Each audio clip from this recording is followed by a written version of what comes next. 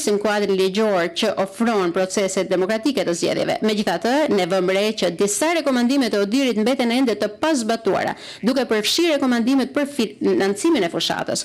Ne mendojmë se numërimi i fletëve të votimit jashtë qendrave të votimit duhet të adresohet. Përveç kësaj, ne theksojmë se disa bashkëbisedues ngritën shqetësime të shpërdorimit të burimeve shtetërore, përdorimin e skemës së pensioneve në minutë të fundit apo faljen e gjobave. Disa nga bashkëbiseduesit tanë kanë raportuar gjithashtu edhe shqetësime në lidhje me shitblerjen e votave apo presionin ndaj zgjedhësve, përfshirë presionin ndaj nëpunësve të administratës publike që përbëjnë një segment të konsiderueshëm të elektoratit.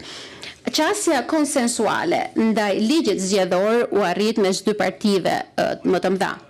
Megjithse u konfirmua si kushtetuese nga gjykata kushtetuese, prapse prap ngrihen shqetësime në lidhje me disa elemente të kësaj reforme. Përveç kësaj, ka ende hapësirë për rritjen e besimit të aktorëve të tjerë në proces dhe për të rritur transparencën e procesit zgjedhor. Përveç kësaj, vëmendje e veçantë duhet t'i kushtohet sigurimit ose marrjes së masave që çdo vot të jetë paka shumë me njëjtë vlerë në të gjithë vendin. Në pikpamjen tonë dhe duke u bazuar në një konsensus të gjerë me bashkëbiseduesit, Komisioni Qendror i Zgjedhjeve i arriti të menaxhojë procedurat në mënyrë eficiente. Ai pati mundësi të krijonte besim tek partitë dhe kandidatët, ashtu sigurisht edhe tek qytetarët.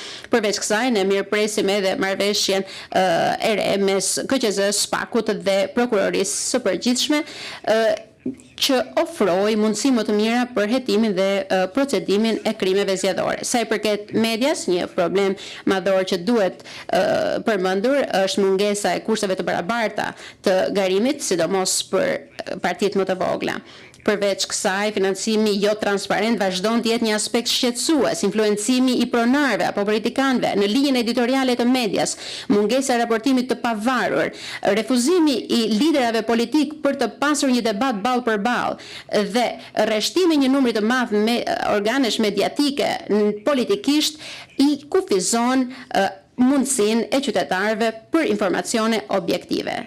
Kështu, qytetarët nuk kanë mundësinë të bëjnë zgjedhje të informuara. Unë do doja të thosha se gjatë ditës së zgjedhjeve ekipet tona thanë se disa nga qendrat e votimit ishin shumë të vogla dhe nuk ofronin akses të pavarur për njerëzit me aftësi të kufizuara. Përveç kësaj dhe prania e disa individëve në afërsi të qendrave të votimit ishte gjithashtu diçka që u raportua, njerëz roli të cilëve ishte shumë i vështirë për të identifikuar në lidhje me funksione zgjedhore. Ne u bëjmë thirrje autoriteteve të marrin masa për të adresuar këtë çështje. Përveç kësaj, do donim të thoshim gjithashtu se votuesit që nuk patën mundësi të shkojnë në qendrat e votimit për shkak të arsyeve të ndryshme si sëmundjes, ende nuk e kanë mundësinë ligjore që të ushtrojnë të drejtën e tyre të votës. Dhe ne bëjmë thirrje që kjo çështje të zgjidhet deri në zgjidhjet e fundshme e ardhshme. Sa i përket pozicionit të grave në procesin zgjedhor, ne theksojmë se kvotat prej 30% në listat e kandidatëve u tejkaluan, gjë që ne e mirëpresim. Ne presim që qeveria të konstituohet në vjesht në përputhje me dispozitat kushtetuese. Ne bëjmë thirrje që kjo qeveri të forcojë shtetin e së drejtës si në frym dhe në gërm dhe të vazhdojmë reformat themelore me konsensus kombëtar. Ne shpresojmë gjithashtu që Parlamenti i ri të miratojë legislacion të ri, të zbatojë legjislacionin ekzistues dhe të zbatojë rekomandimet e ODIHR-it. Kjo do të çojë një sinjal pozitiv BE-s dhe gjithë rajonit. Duke respektuar diversitetin politik në vend, ne shpresojmë që diskursi politik dhe gjuha e përdorur të ketë tone më të buta. Më lejoni t'ju garantoj se Parlamenti Evropian do të vazhdojë të ndjek nga afër zhvillimet në Shqipëri dhe në fund do të thosha se angazhimi i Shqipërisë për të ardhmen e saj në BE vlerësohet dhe është një element i rrallë i konsensusit kombëtar.